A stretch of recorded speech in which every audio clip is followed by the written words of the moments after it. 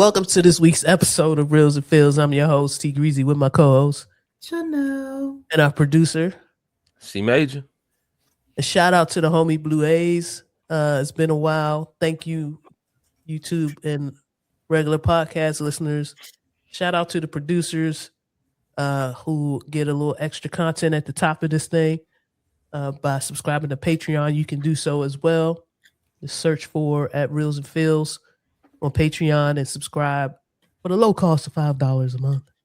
You can get extra content every week. It's been a while. We've been on the break. I've been sick. C Major was sick. Then we had the holidays. So it's been a minute, and you can still hear the congestion. Well, actually, y'all only hear my voice probably about to say it's normal 6% of the time. If I'm not sick with a cold or flu, it's definitely allergies. So,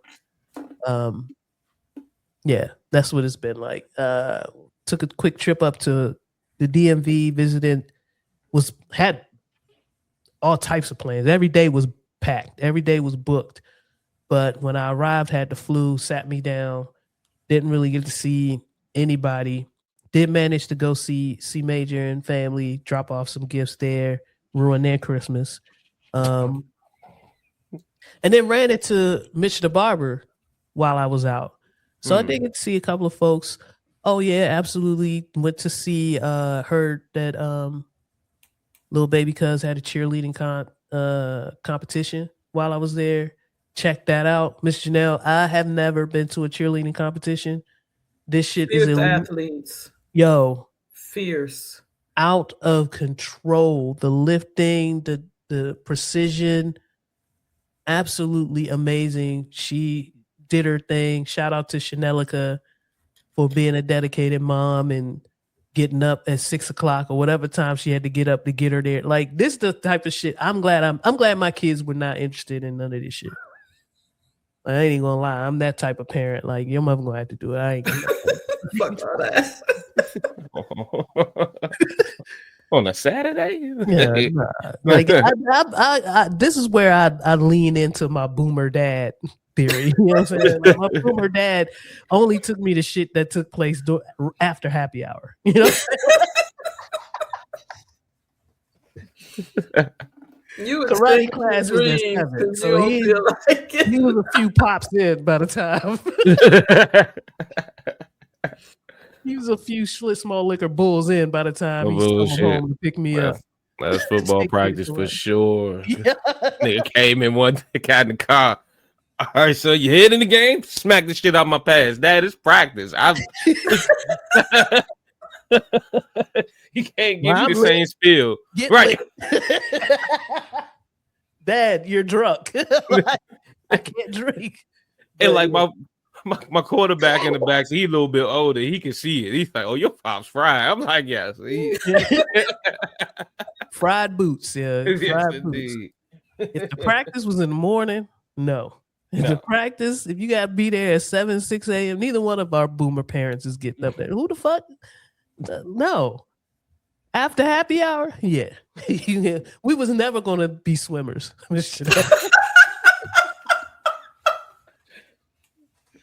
Never. But anyway, the competition was fire. I saw a cheerleading troupe of special needs kids. It was the cutest fucking thing I've ever seen. They all had their person that they had to look at for their directions. Fire. It didn't even dawn on me that special needs kids would want to cheer. But it was dope as hell. I was like, yo, my brain, why am I so ignorant to the fact that there's kids out here that want to do extracurricular activities? Like, my brain just had them in the house. You know what I'm saying? Like, it's so, yeah, that was fucked up. My prejudice there was definitely shown. And I was sitting there with my mouth open watching them do their thing. Like, it was somewhat embarrassing, actually. But they got busy. The tiny cheerleaders, super cute. The ones that can only tumble, they just roll around on the floor and stand like this Shit. Yeah, I was like, oh, baby girl, she's active. If that's what she want to do, C Major, I'm funding it. I'm funding it, all the glitter. You But are gonna you wear, showing you up gonna to wear take the her in kitty at cat 6 backpack, a.m.? all of that. Are you gonna be at the 6 a.m. No, comps? Like, you different. I'm down here. I'm just sending the money. Y'all take care of that. Yeah. See, Major, get up. Put the bedazzled backpack on and show up. You know what I'm saying? Yeah, there was a lot of dads in the play. Shout out to all the dads that are active in their cheer daughters' lives. They was all in. It was a Bama who had some light up jewelry. He was dressed in all the colors. He was doing the moves with them. Like, these new dads that be dadding. Y'all be doing the damn thing. Y'all be doing the damn thing. So that was fire. I got to see that for the first time. But Chanel, you participated in competitions back in the day, right? Mm-hmm. Yeah, Palm competitions. We were dancy, but yeah, the dance folks was up there. I was about to go up there by accident. And they was like, "You here for dance or cheer?" I said, "Shit, y'all got all these rooms?" And then I'm looking at the money. They had all the Gaylord packed out, you know. Mm-hmm. All the every ballroom available has some shit going on, and then I was like, "It's some money in this motherfucker for real." But yeah, okay. Yeah, I missed all of that. As a teenager. Didn't go to hardly any of that shit. But yeah, it was dope. It was dope to see the kids doing their thing. All of them into it, looking sleepy as hell. But soon as they hit the stage, they bright eyed, bushy tailed, hitting the moves. It was dope. And Lil Cuz did her thing. So shout out to her. To the, Gerasmo does that holiday party for a job. The one that I think you kicked it off, right? Didn't you start that joint? Mm-hmm.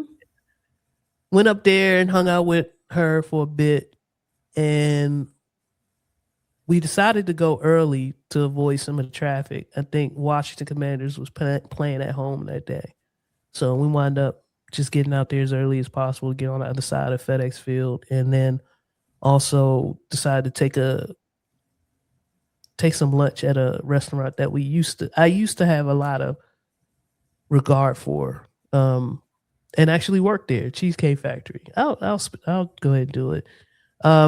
They did a lot of, they still cook fresh every day. They still follow the same game plan that they were doing when I was working there, which is you have a team of chefs come in 4 or 5 o'clock in the morning, prepping, chopping onions, cooking all the sauces, just getting the restaurant set up. So you can still tell that level of care is there. However, whoever's on the grill now, whoever actually cooking this shit, motherfucking dumpling wasn't sealed. Like, it was some shit that I just know when I was working there, wouldn't leave the counter. Yeah. Wouldn't leave the fucking, what's that area? You did that shit. The expediting area. The expo couldn't let that shit fly. Yeah. A lot of, all the plates that I received that day wouldn't have left expo when I worked there. And they say what you will about the flavor and the seasoning or lack thereof, but for fresh food, it's still a good place to go if you could find one that cooks well. So just FYI there. But after that, we went and she was setting up for the party. We chilling. We walked through Arundel Mills. It looked good in there. They did that. They gave it a facelift. I haven't been there in years. It looks way better than whatever Mills we got down the street from us. I remember when we first moved down here and we were going to go take a look at the malls that were close to us, and whatever this Mills is, they need a facelift. Like, Arundel Mills looks good. It looks really good. They got some quality stores in there. It was thriving because Christmas was right around the corner. I was like, okay, I see this. This is nice. It looks a lot better than what I remember it last looking like. And not that I did any shopping there, but I was just very impressed with what I saw. But yeah, my visit overall, like I said, was sick. So I didn't really get a chance to meet up with folks the way I wanted to. I was making plans, but couldn't really confirm them because of all the all the illnesses. And so yeah, that was pretty much what I did during the break. If anything else comes to me, I'll chime in. But how about you, C Major? What was you doing during the break? Oh man. After a long recovery that Loki's still dealing with as I mute my coughs. I really took this time to really chill and relax. On top of the fact that my body forced me to. Uh, but like before then, I did go to a ugly Christmas sweater party, to which I for these things I tend to just go in my closet and just find a sweater that's not designed to be an ugly Christmas sweater, but it's of season and it's just so happen to be ugly. Like it's how you can go on Amazon, type in ugly Christmas sweater, and you get your Jones with Santa Claus moon with his butt out and shit like that. Like, nah, this was a Walmart special and it just fit the occasion. So I ended up me and Lisa ended up there sipping on some green mixture that tasted too normal. Just, one of them Jones is just too scared, just too good. And we knew where the night was going to end up. Luckily, and for us, our child care needed had to go back home, so we had to dip out of that situation early. And then I'm about to say that's pretty much the highlight prior to Christmas. For that week following, I was sick. Leading up to like the New Year, we were just going to be chilling, but Lisa's friend / cousin, how Black people do. They were going to host something at their crib, but asked if they could come over to our joint. And like got a few people that we're familiar with. So we ended up doing something for New Year's Eve. That was cool because we literally told them, look, we'll have y'all here, but we're not hosting anything. We're not cooking anything. We got a bottle of champagne for ourselves, and love you, bye. Like it's I know you know what to do with charcoal. The grill's on the deck. The chicken was terrible. Oh man. Yeah. And the thing is, he was trying to impress this lady, his lady friend that he was inviting over, and I was like, that's not the chicken. You never experiment, my nigga. Like you come through, you get the basics. You hit them with I know how to operate this shit. I know the mechanics of this shit, and when proper seasonings I can produce a meal. And he was trying chicken bacon ranch sauce, and like I didn't see the Lisa was like, it's just a lot of sauce. I was like, wait, what was the shit you sprinkle on it? Like, you can't just dip it in sauce and just give it to the fire, B. That's not how it works. Old girl went back to texting her real grill nigga. 100%. Yo, like at a point, I'm a little lit. I see the chicken sitting on that John. I'm like, let me grab one of these wings. I took a bite. I had to cleanse my palate. I'm about to go to Popeyes. Like, nigga, I can't. Cleansing your palate with Popeyes. But nah, he put together a brisket, which was a little overcooked, but still juicy enough to get through. At the end of the day, mom made some food before she left, so we was fucking with that. Like it was so much anti. Like again, y'all are in our house, but like, don't worry about what the fuck we doing. Don't worry from like this roast beef we brought this roast beef from upstairs. Yeah, y'all focus on that chicken over there. Like, hey, y'all mind your business. Mind your motherfucking business. We're not sharing this. Sorry, Mom Dukes made this. You can't have it. But I will say, I debated on whether this was gonna go live. I was gonna go live with this, but Ma had a legit senior moment that could have took out the whole household. Oh, greens are in the crock pot, and Mom moving a million miles a minute. Bam, bam, doing this, hit it with the seasoning. All right, let me check on this. Let me check on the meatballs in the oven. All right, let me check back on these greens. So she grabs a jug, pours it in, until Lisa's little sister's like, hey, I don't know if you know that's Lysol, right? Mom picked up the jug of my refillable jug of Lysol, moving quickly, thought it was oil that she was gonna pour into the greens. Oh, So while we all laughed, we all joked about it. Mom's like, I can't believe this happened. This never happened before. She dipped out. We kindly removed that her crock pot bag out of the crock pot. yes, this is dead. This is This is dead now. like even Lisa was like, I mean, like if it was bleach, you know, they say you can pour a little bit of bleach in your water, you'd be all right. But it's like, nah, we can't even. This is no. It's 100% dead. COVID shit. Like, she was trying to cure y'all COVID. He was definitely trying to make sure the flu was gone. Like, I got just the thing to clear up that cough. Hey, so we naturally, I went to the store, had Lisa making greens at 10 o'clock, and but yeah, that was pretty much the real highlight. Oh, then last night I kicked it with the cousins because pretty much our kung fu cousin pretty much threatened somebody into hosting something. Yeah, I saw that because she felt like she should have seen us way more going into the new year, and so we made sure our asses showed up. Yeah, I saw that. Yeah, you did what you were supposed to do. Exactly. Don't nobody like it's a couple of cousins. I told y'all I ain't fighting, and she's one. So either show up or pack your pistol. Oh man! Shout out to Mr. Barber and his lovely lady too. Had a taco bar to feed the alcohol, and boy did it. And the flavors was there, like legit spread with everything, whatever you jalapenos, your onions, your peppers, whatever you want to sprinkle on your shit. Had the selection between the ground turkey and the shredded chicken. And how dry was your tacos, Major? Oh! I mean, I put sauce on. Let's not get into that. Let's just. I put chicken, wood chips. Yeah, that was it. Chicken, wood chips, and a hard corn tortilla. Crunchy chicken, crunchy Joe.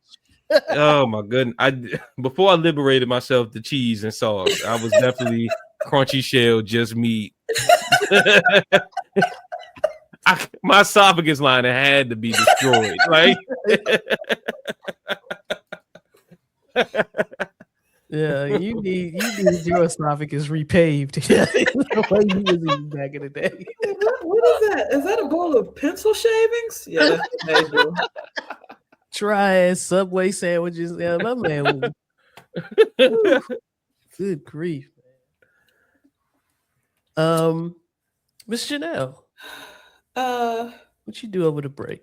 I was faced with just how big the Christmas industrial complex is. Talk about it. I, as you know, opted out of celebrating Christmas on any level. There was no magic in the house. It was a few Christmas cards from loved ones. You know, y'all on the mantle. That was the only semblance of Christmas. The homie bought gifts for the kids. They was in, you know, he wrapped them and did all. I wasn't doing nothing. The labor aspect was beautiful. I ain't do a damn thing. I had to put nothing up. I ain't take nothing down.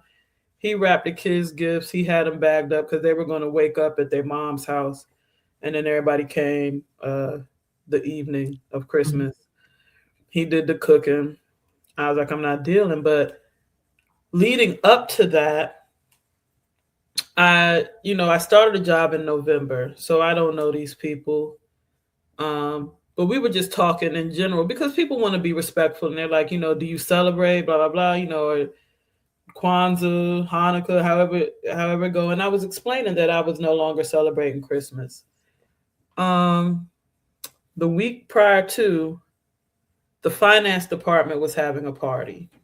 Okay, I don't know these people, but I'm going to show up, eat a little something. They had an open bar, but I'm like, again, I don't know these people. Y'all have at it. Then it was the company-wide party. And on that day, that was the only day that we were going to be in the office. So everybody, I come in and my desk is covered with stuff. So I feel ambushed because it's like now y'all in the group chat, like, you know, the new bitch ain't bring nothing for Christmas. You know what I mean? Like, and I'm like, I don't do this. And now I got all this shit to take with me. And either way, social anxiety was high. Again, I don't know these people. So we have the 7th, 8th, and 9th floor of our building. I work on the 8th floor. The party was on the 9th floor. I went up. The spread was lovely. They set it up lovely. I got a little bit of food, went back to my desk. A few of us in the finance department, because we're all nerds and a little bit weird. they saw me dip out. They was like, "Oh yeah, that's a good idea." Everybody got their plate, so we had a little mini jam amongst ourselves because the 9th floor was too lit and we weren't ready. Marketing team. Legal is bananas, and I don't want none of that. So yeah, the 16th, the 18th, and the 20th, I was tested. 16th was the finance party. 18th was the company wide party. The 20th was the homies' families party. And you know my style. I come from a 3-man team. My family's small. On my mother's side, I have 0 cousins. Nothing's going on. The homie it was too much. I was overstimulated. And then you feel like I don't have enough you know, you're thinking about what y'all are both bringing to You bringing 3 niggas to the union. What I'm bringing to the union can't fill up the foyer of your people's house. We not filling up the table. It was aunties, uncles, layers of cousinry, layers of extended family, new babies. It was all love though. Got with the layer of cousins that he hangs with. We were playing past the mic. Found out I'm getting into a family of singing ass niggas. I was like, what you gonna be doing? Like, you know how I don't know if y'all seen the game, huh? Is his last name Neil? I don't. Yeah, it sound like the Nils. Like I always trip because the homie when he let me know that he could sing, but he was like on the lunch hour. I said, Slim, you're not playing. Like you can do your thing. God, with the cousins, they was giving it. Like, I don't know if y'all know about the game, but it's basically they put a card down and you have to grab the microphone and then sing something with that word on it. And usually, you know, in the interest of the game, people will get up and just do a little rendition of whatever.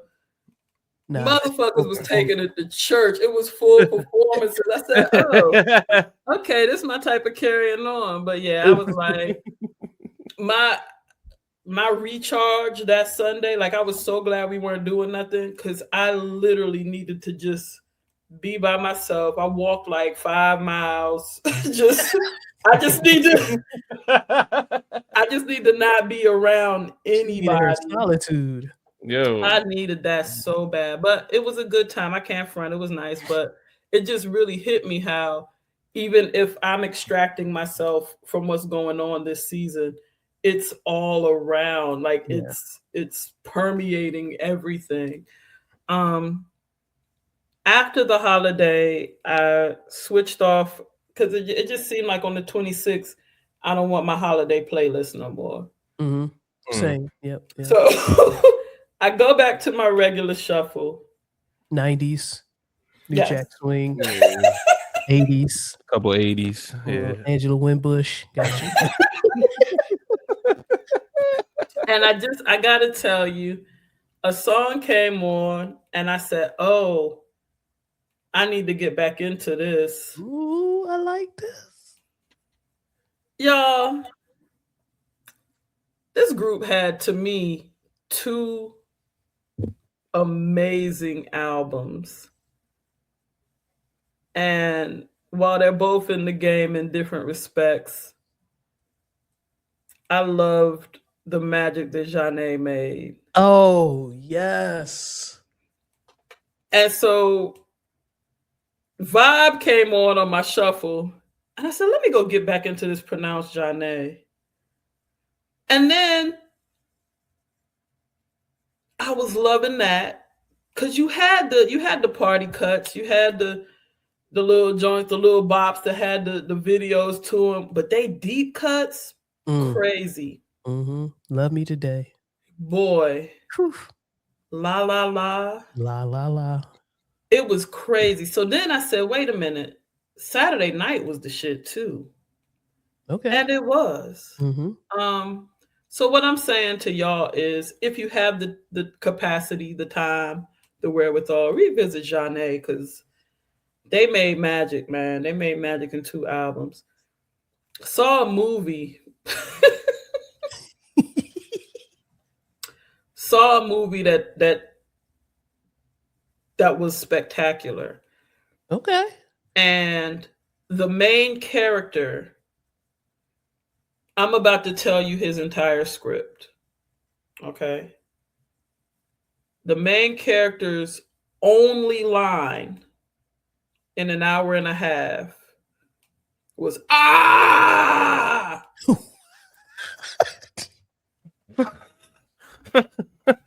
The movie is called Sisu, Road to Revenge. SISU. Okay. It's a Finnish word that there's no translation for in English. That's just basically when you're driven by pure will. I've seen this poster. Go ahead. Realest motherfucker. It's like post World War II John Wick, but he says less. Like, you know how small Keanu's script is. But this dude conveys so much and he says nothing. It's him and his dog going on a mission. And he's so real that the person who did his family wrong, right? This Russian cat, he committed war crimes and atrocities. But when he messed with this dude's family, the dude went on a rampage and was just killing hella people. So they go back to the prison where the dude who committed the atrocities was and said, you got to deal with this nigga. We're letting you out of jail to go deal with this nigga because he's killing our troops and wilding. And we just got word that he was at the border, so go get him. And you just follow this dude on this mission. And sounds the dude, amazing. Yo, his amazing. only script is R. There's got to be a study done between our generation and how much we appreciate movies that don't say anything.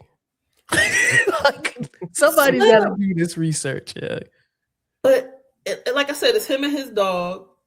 But he says so, like, the acting is superb. Mm-hmm. Now, granted, I'm in it for the action because he started early and he wasn't bullshitting, and you're like, oh, this is where we at. But also, you knew everything that he was feeling, everything that he meant, everything that he was saying without him having active dialogue. And I think that is a skill, mm-hmm. you know, to be able to, because like his whole script was director notes. You know what I mean? Like, if you see in the parentheses, that'd be like, you know, raise his eyebrow and look, you know, that's his menacing scowl. Yeah. And he executed, but please, if you have the opportunity. Absolutely. I can't wait. Right after this. The episode might be late because I'm going to watch this. This is right up there. As soon as you said that, the only thing he said was R. That was his whole script. Dope ass revenge movie, man. See, Major, I saw this pop up on I don't know where I saw this poster, but my man is dirty as fuck holding two. I was about to say, yeah, he got 2 guns. He looked like the only words he know how to say is Like, and I didn't know I didn't know this is how you pronounce it because there's the letter 2 in the joint that I saw. So I was like, this look foreign. This look like it's gonna be dope, but I'm gonna have to read some shit. For you telling me I ain't even gotta because they got the Russian dude just speaking English with a heavy accent. Yeah. No, but the real nigga says nothing. 95% on Rotten Tomatoes. Tells you everything you need to know. Mm-hmm. Tells you everything you need to know. Thank you, Miss Chanel. Oh, and my man is in here. It's a dude in here from Mayor of Kingstown, Richard Brake, which is just started Mayor of Kingstown. Oh my gosh. Locked in. Oh my gosh. Locked in. Oh my! Congratulations, C Major. We need to talk about it when you're done. Let's catch up a little bit, guys. Oh my gosh! Okay, so I'm gonna get into that. That's my assignment today. Then I'm gonna get into Mayor of Kingstown. Get into Mayor of Kingstown. It's like that. Honestly, Taylor, he doesn't fail too many of those shows. I ain't gonna hold you. Between that, I think Landman is back. I'm in the middle of that. Like his show's so good, I gotta watch them as they come. Usually, I try to save 4 or 5 episodes. These seasons of Landman and Mayor of Kingstown have been absolutely phenomenal, and I couldn't save them. I couldn't load them up because, especially Mayor of Kingstown, he went bananas on that one. So definitely. Did either of y'all get into Gangs of London? That's the joint with Tom Hardy. No, that's Mobland. Okay. Gangs of London is something different. Oh, that's the dude that looked like Tommy. Is that him? Look like Tommy from Power.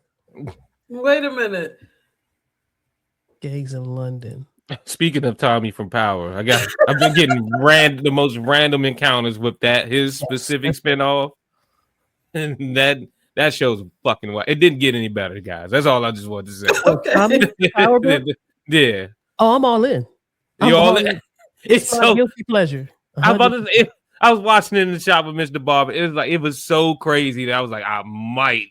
Definitely. That's the only one I watch because it's so off the rails. Real quick, Gangs of London. Every episode plays like a movie.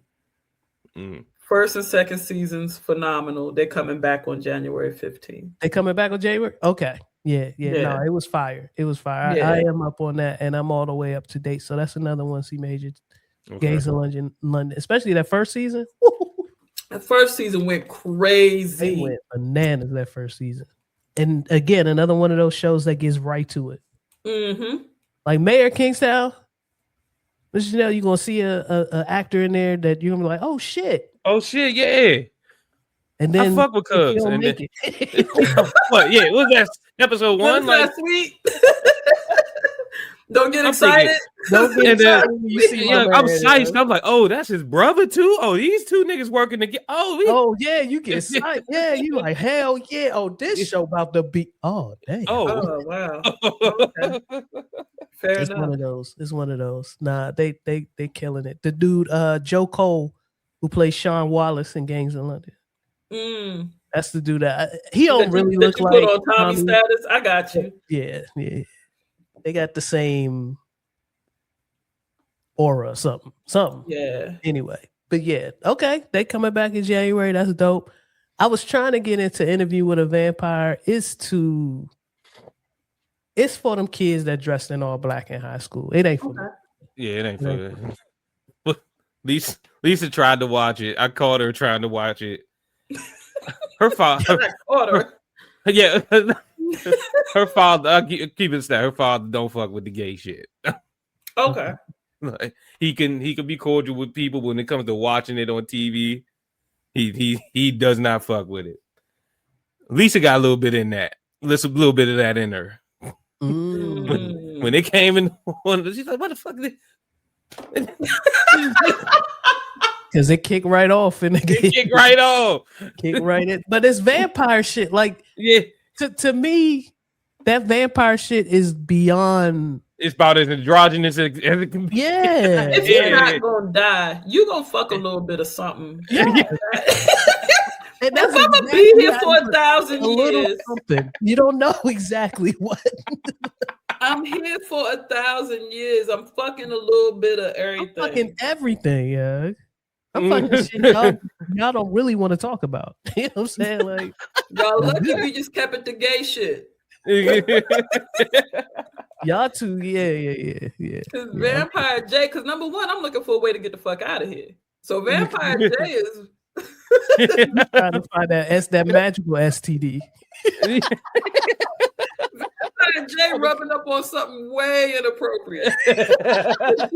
she's tired of this shit. It's year 600 for Vampire J, and I need some shit to take me out. Vampire J, tongue kissing garlic is crazy.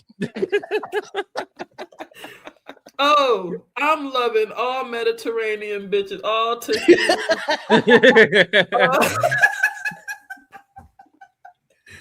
Oh shit! Yeah. Oh man, I'm sorry that went left. Oh, I love it. I love it. But while you both were telling us about your time during the break, I was reminded that it came to me that I took a trip when we got back here. This restaurant opened up, first one in the Atlanta suburbs, called Portillo's.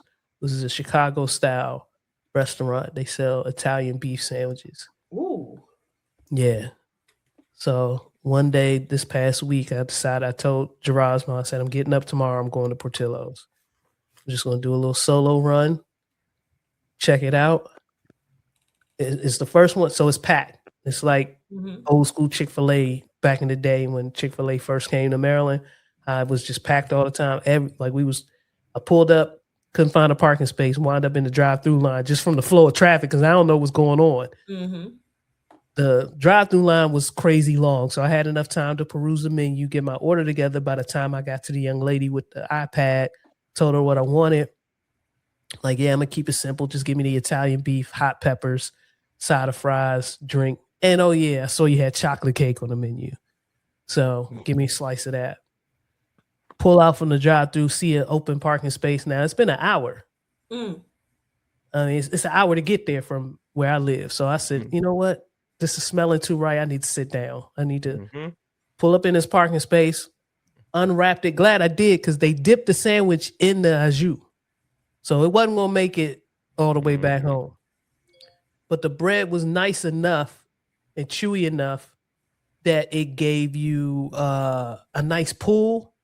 And you still had certain parts of the bread that was kind of crispy. Fire. Phenomenal. Definitely. If you don't mind taking an hour trip, that's one of the spots. I don't know how we're gonna cram all this into your next visit.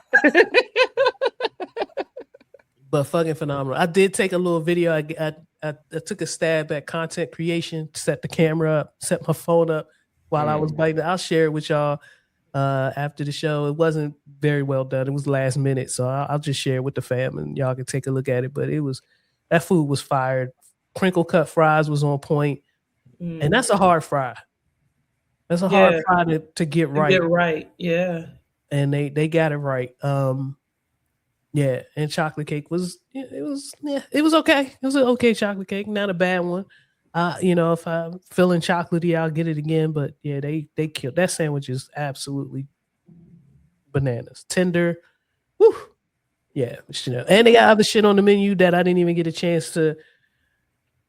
I need to go back. They do Chicago style hot dogs. They do sausage and peppers. They have a sandwich there where you can put the sausage and peppers on the Italian beef.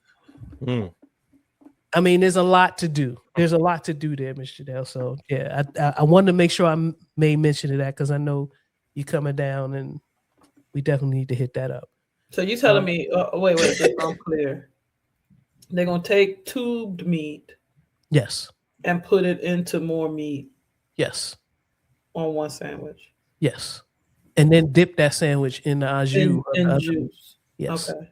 And put onions and peppers. So we was gonna stay till Tuesday. My thing, look, you can go to work. You can do your thing. We're not gonna fuck up nothing. I got you. We might stay till Wednesday. Okay. We haven't booked the flights yet, so I'm just saying. Hey, man. Just to be able to do what we need to do.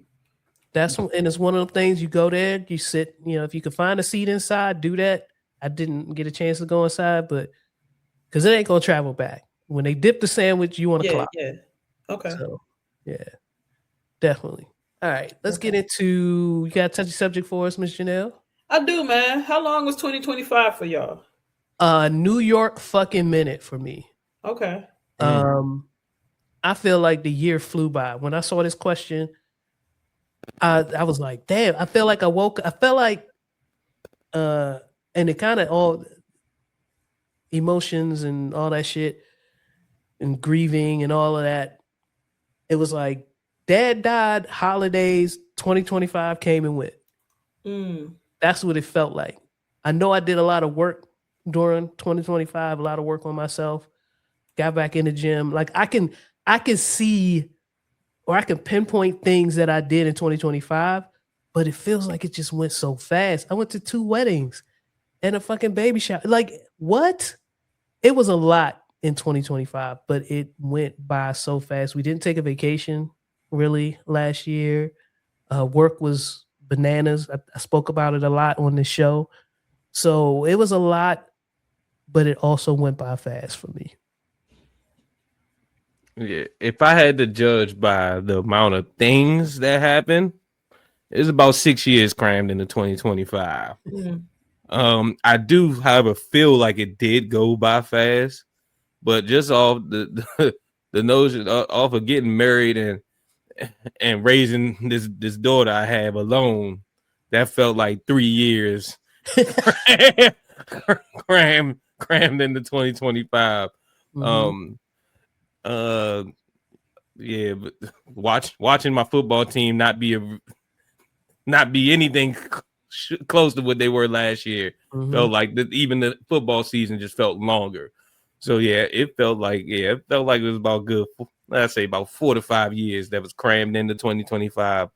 That, however, still when I blink my eyes, we are now here in 2026. I mean, one way to take a look at it, see, Major, from your perspective and from mine. Well, I got this digital frame in the other room. We got pictures of baby girl from the beginning of the year, and then some of the pictures that you shared later in the year. I'm like, yo, this is a different person. Yeah, that's how busy it felt. Yeah, definitely. I agree. Yeah, for me, it was like 5 years. It was so much.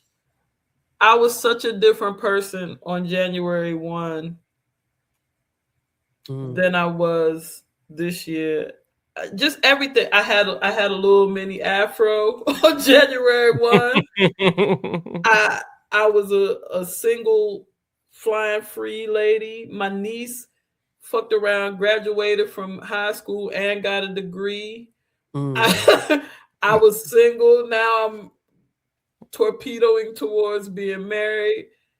I had one job. I felt like I was unemployed for a year when it wasn't even 2 calendar months between my last day at one job and my first day at another. I made like 3 years worth of raises money between September and November. Everything just, I was, and like you said, like it went like this, but the things that happened would usually be over a longer time span for me. And I was just like, I was just with the homie, chopping it up. And I was looking at old clips that, he had put down from the show. And like just looking at my bush. And then I'm looking at myself now. I could see in January of 2025, I got on glasses. Like, yo. Everything.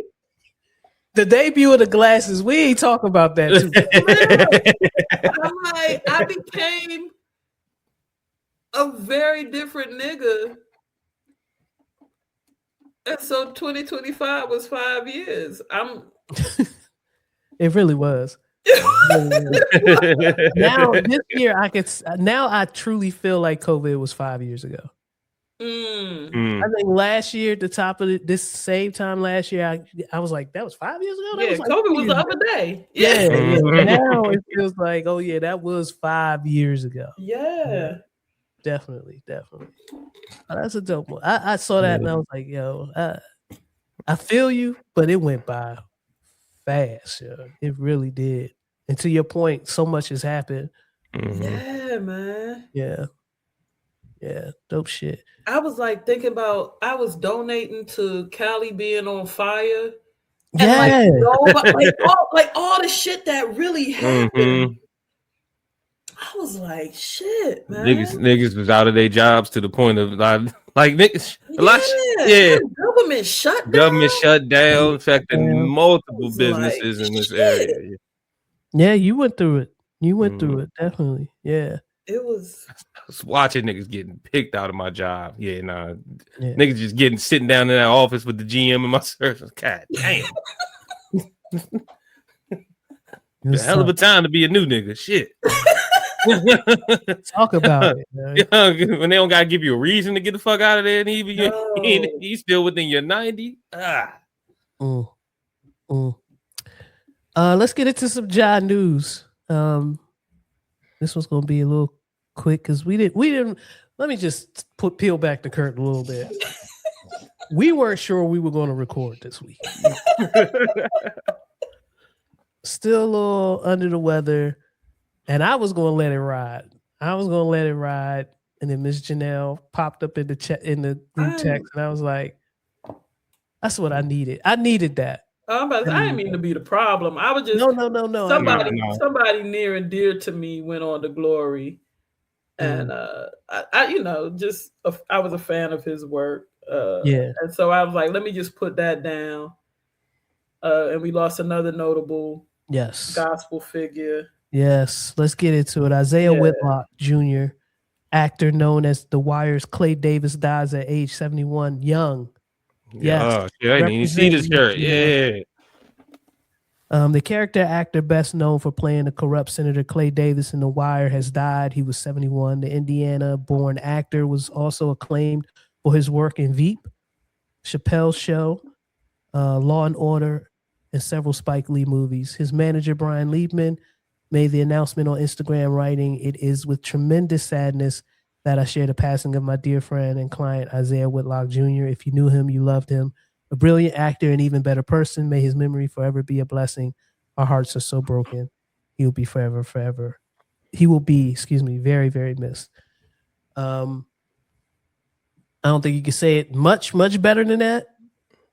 But he's been a fixture in my adulthood as far as shows and movies that I've watched and seen him in, and such a familiar face, such a pleasant face too. I feel like that's Uncle Isiah, you know what I'm saying? Yeah. Yeah, he one of them uncles that show up and he like, "Come here, little guy. Let me put something in your hand. Put something in your hand. Don't play your cousins." You know what I'm saying? Like he got one of those faces, man. So definitely very sad to learn of his passing. Also sad to learn of Rob Reiner and his wife. And that whole tragedy that's going on over there with his son and their son. Super tragic news over the break. And more unfolding for that. And then, like, to your point, Richard Smallwood, Grammy-nominated gospel singer, pianist, dies at age 77. And I keep saying, it's like the 70s seem young. As I'm thinking about my mom. Yep. You know, that's the real shit. I'm thinking about my mom. I'm like, 70 is right there.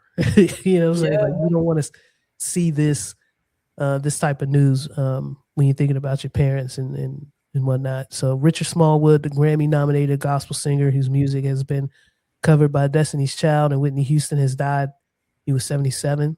A rep for Smallwood confirmed to Variety that he died of complications from kidney failure on Tuesday at the Brook Grove Rehabilitation and Nursing Center in Maryland.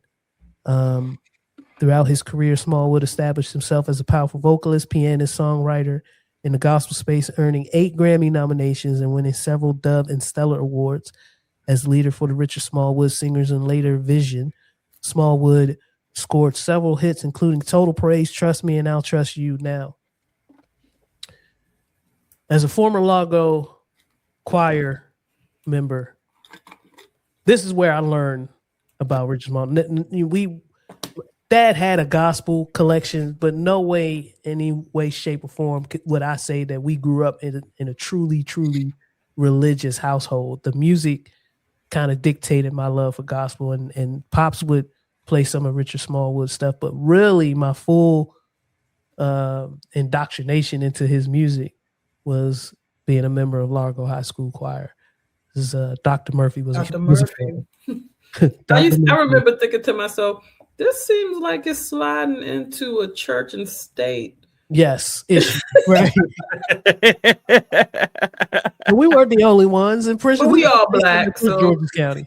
Who's gonna say anything in prison? Like we was in Howard or Montgomery or somewhere. They're like, hey, what about the Jewish community? You know, whatever the case may be. But in Prince George's County, everybody was singing Smallwood. Everybody was singing, everybody was on Smallwood. Wow. You know what? I'm sorry. I thought about it before saying it. And I still... Wow.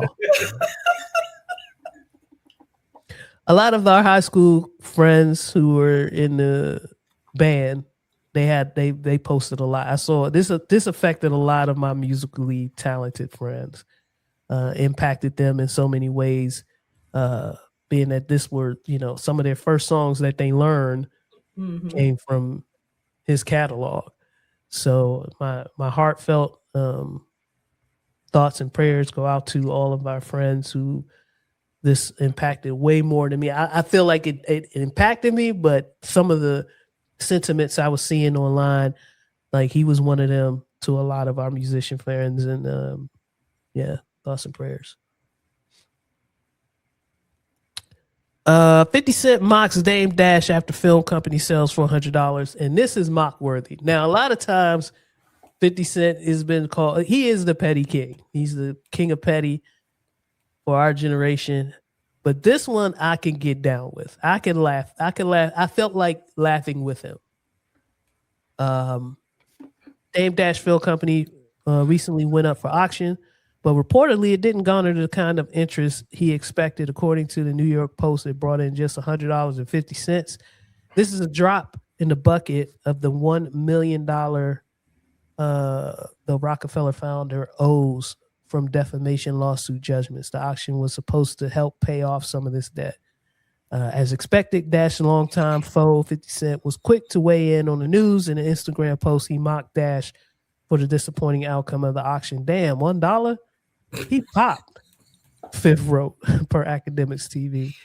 They took his whole shit. When I first got on, he said $1 million was nothing. And see, that's the thing. You can't, the grimy talk, the type of talk that Dame used to do, or still does. I don't know. I haven't really followed him recently. It's that type of shit. You put some things out in the atmosphere, and there are folks waiting on the downfall. And this is what happens, unfortunately. So, like I said, I giggled a little bit. It's right up my alley. All right, $100. The podcast, I could sell this podcast for more than $100. And we've been thriving for years with our 15 listeners. You know what I'm saying? Like, man. We've not turned a profit, and I can make $100 on this joint. You know what I'm saying? It's so crazy because to think, like you said, like this happening to anybody else under any other circumstance, number one, might not even be news, but might garner some sympathy. Mm-hmm. But the vociferous manner in which he has downplayed people who had... Wait a minute. Slow down. Whoa. I ain't cracked open a book yet. I'm actually looking for my TV remote to not read, and he's coming with vociferous. Vociferous is crazy for 2026.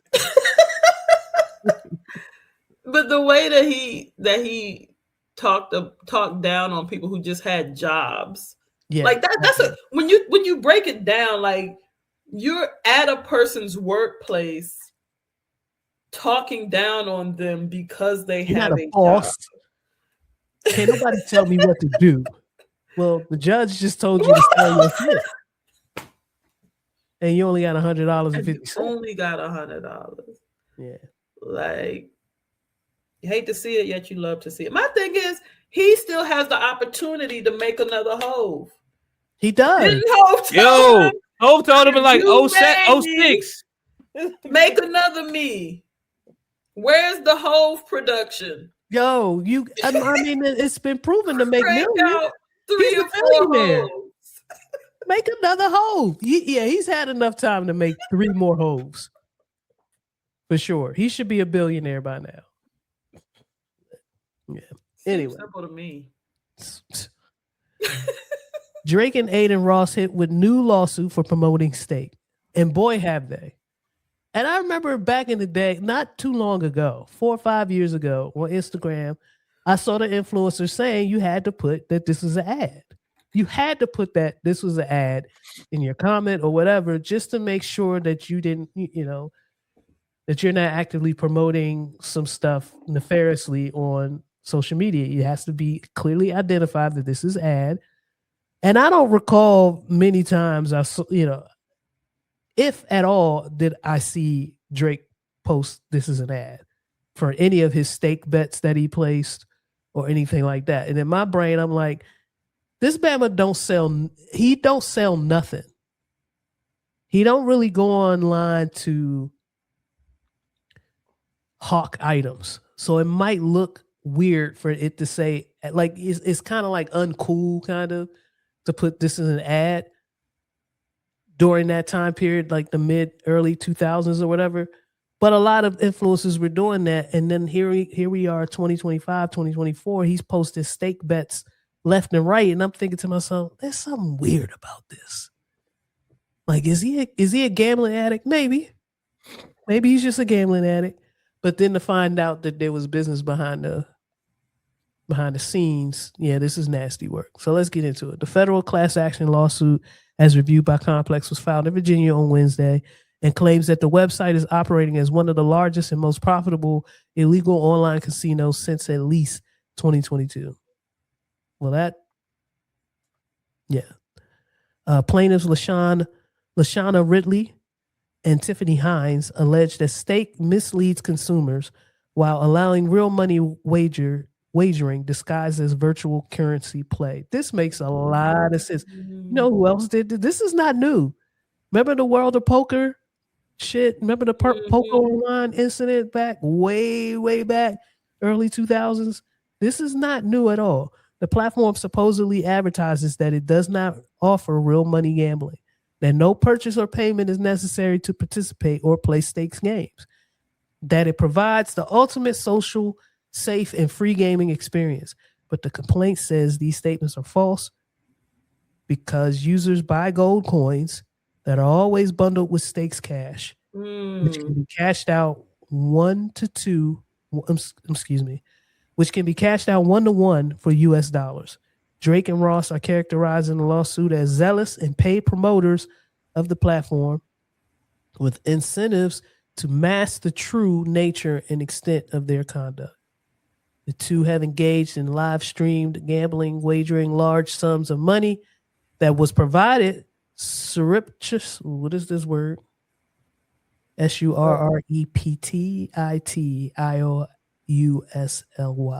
surreptitiously surreptitiously by stake. Hey, come on. I see you. Good.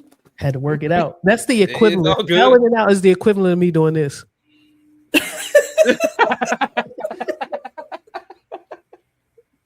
In other words, though Drake and Ross purported to be gambling with their own stake cash, it was in fact provided by the house. And that's exactly what I was thinking. He never really said it, but I'm like, there's no way. This looks way too fishy. He was placing wild ass bets on games that it just didn't make sense. And even if you do have a bad gambling problem, you can make some terrible decisions like some of the bets that he was placing, but this was just wild. The amounts involved, everything was wild. And you misleading your fans by thinking, oh, he's a celebrity. He's placing 2 million on this game. I'm going to join him. I'm going to put real money, my money, on this same bet. It's nasty. It's nasty work. The whole thing is nasty. I'm just happy. I'm sorry. Go ahead. Well, I was just happy. A lot of us who are still Drake fans understand that he just naturally makes absolute terrible bets, and a lot of us in the gambling community actually go opposite of whatever Drake put. So if we see he put a crazy amount on somebody, and yeah, we're going the opposite. I'm going under. You going under? Yeah. As a person who has been adamantly praying for Drake's downfall for a long time, if you've been a long time listener, you know my style when it comes to him. And I don't even care what comes of this lawsuit. I like the inconvenience of it. I like the fact that he got to file something or call somebody or talk to somebody or show up on a Zoom meeting for a hearing. I love anything that's making Drake's day worse. So so yay. I love how honest you are about that. Hey man, I smelled a rat early with that motherfucker, and I want to be rid of him. What is this you dropped in the group chat? I know. Are you about to piss me off? No, it's actually lit. I don't think so. A couple of weeks ago, I talked about doing a song submission about and it's surrounded about Dame Dash. So I just sent that to y'all. I don't think I got picked, so fuck it. This jump about to be on YouTube somewhere. I was going in, so I just sent that to y'all because it kind of it touched the same theme of him trying to make another one. Oh, okay. I'm definitely in. I'm listening. Because the thing is, the audio file from Major can go a couple different ways. You know what I'm saying? I was about to delete it off rip. I was like, you know what? But then I was like, if it had come it's in the group chat. So I said, okay, he wouldn't try to piss off his sister. No, if it was just you, by all means, probably delete that file. That's wild. That's wild. If it was the ISO text, then yeah, you can delete that, John. All right. That is John News. You got something for the community, Ms. Janelle? I do, man. If you trying to engage in community endeavors, figure out and check your biases. Like, if you are claiming to be in coalition with Black people, but you can't extend love, grace, community to gay or trans people, if you claim to be in community and coalition with women, but you talk crazy about single mothers, if you feel like, you're for the people, but you don't consider disabled folks in your discourse and your advocacy, recognize that about yourself, check yourself, because in community spaces, we don't need you to be the person who got bit by the zombie and you don't want to tell nobody. If you don't check your biases, it's going to spill out and it's going to be harmful to people who feel like you were supposed to be in community with them. It's deceitful. It's dangerous. So every now and then, take some personal inventory, get yourself together, figure out who you might turn your back on, who you might throw under the bus if it gets hot, because that means that the group don't need you. And that's fine. Sometimes the best thing you can do for the community is stay out of it. Yeah. I absolutely know who I'm throwing under the bus. I was about to say, damn, I think I need to remove myself from a couple communities and circles. Gotta think about it. Sorry, LGBTQ. Everybody can't go.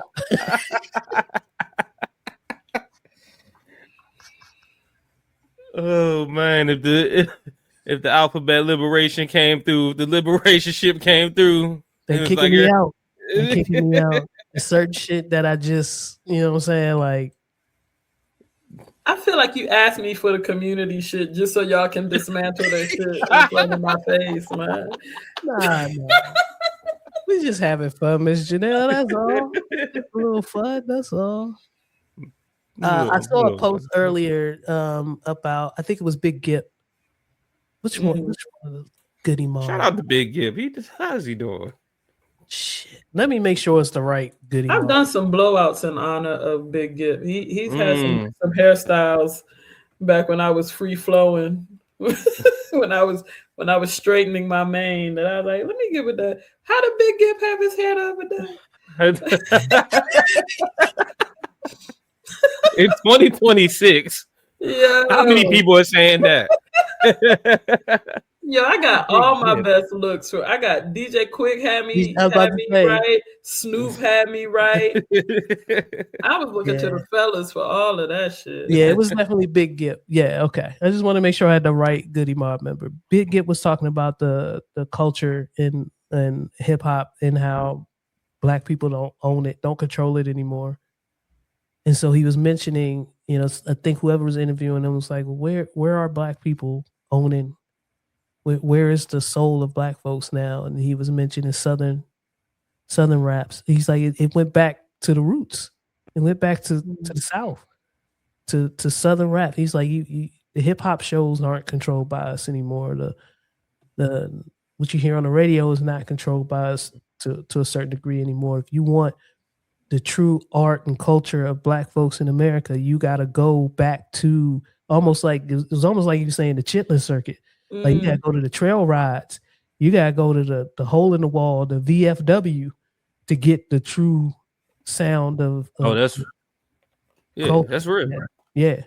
And that's real. Like, he's right on target. Yeah, it's because I feel that because it's not even just I don't even want to limit it to just the South, because even here, like, if you want to know what the hip hop is like here, sure, you can go to the Fillmore, Capital One, go to your hip hop show, whoever having a show, but go to the motherfucking bar down on U Street, the hole in the wall jump, or some event going on off O Street, and you're gonna find the culture there for sure. The jumps, like the shit that I'm going to, like, it's there. He's definitely not lying. Yeah, that was I think at the top of the year we were talking about, the top of 2025 we were talking about, we had made some predictions, and one of the predictions I made was that hip hop is okay, and this kind of reiterates that. It's just where you finding it.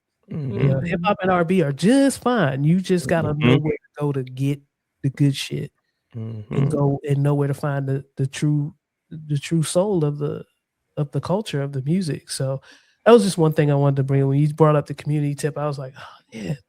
I heard Big Gip talking about the community, and the community is he was talking about it and celebrating it almost like that's where it needs to be anyway. Everybody yeah. So yeah, just a little something. And just off of that energy, I've been playing around with music content, and I'm going to continue to drop little snippets here and there on Patreon. So if you are a producer of Reals&Feels, you'll get some content from me. There's already a music episode up there on Patreon now. I will continue to do that. I will find other ways to share some of the culture that I'm finding and discovering, and getting hip to a lot of R&B, a lot of shit that normally I would like. I don't listen to the radio. I have not turned on the radio in I don't know how long.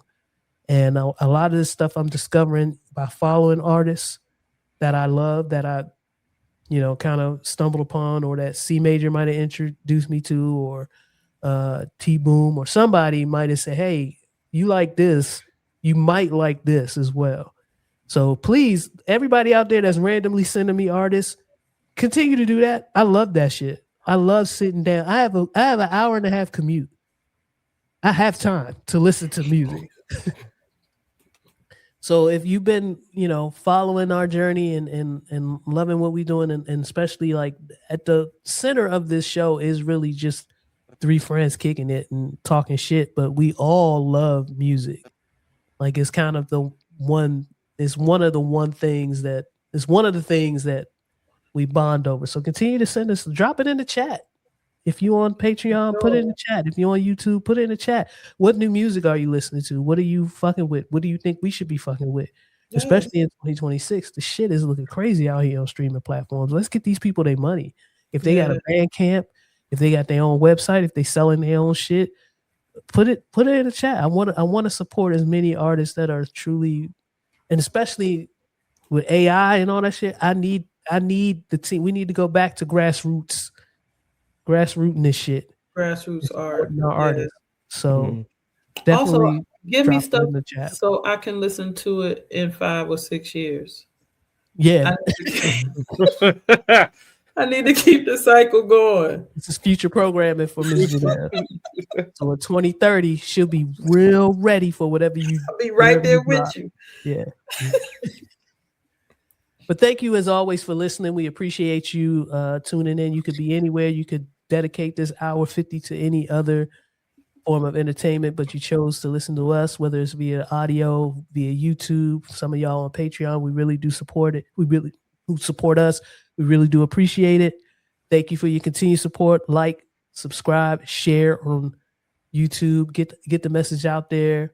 And we'll see you again in another week. Real quick though, and I'm saying this so the people can hear it.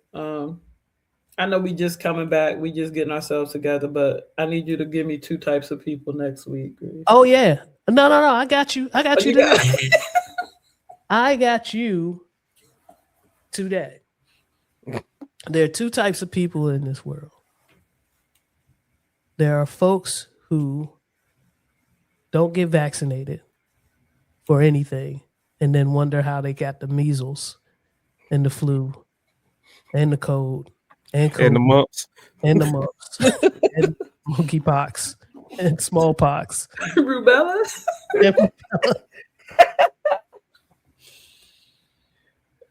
And then there are people who protect themselves. It's like, nah. I ain't gonna do that.